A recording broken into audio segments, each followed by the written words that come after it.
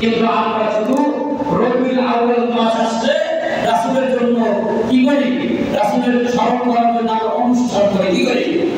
অনুষ্ঠান। কি অনুষ্ঠান?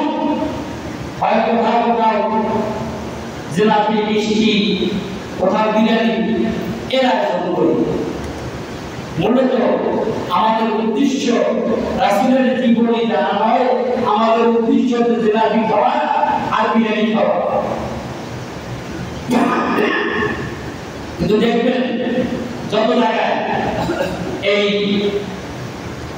মিলাদুন নবীর অনুষ্ঠান হবে, রাসূলের জন্মদিনের অনুষ্ঠান হবে, যত জায়গায় দেখবেন আলোচনা যখন করে ইমাম সাহেব বা হুজুরে আলেমরা যখন আলোচনা করে দেখবেন কতজন লোক বসা থাকে সামনে।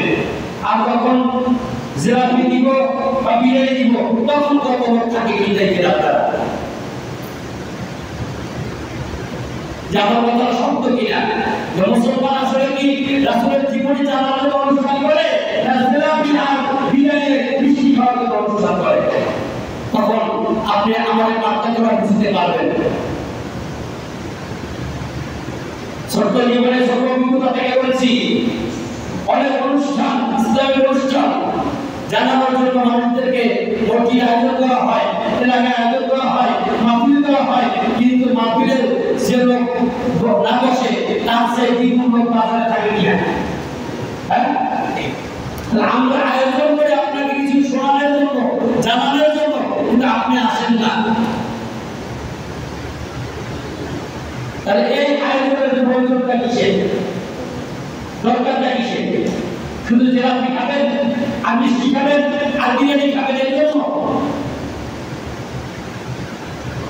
সম্মানিত হাজির, আমরা এখানে যে কয়েকজন উপস্থিত হয়েছি, কয়েকজনের রাসূলের জন্ম তারিখ, জন্ম সাল, রাসূলের বাবার নাম, রাসূলের দাদার নাম, এর পূর্বপুরুষের নাম কতজনে জানে?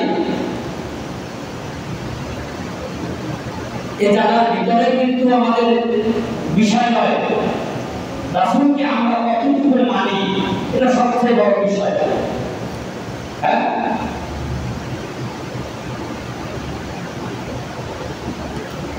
রাসূলের জীবনী দুই ভাগে বিভক্ত।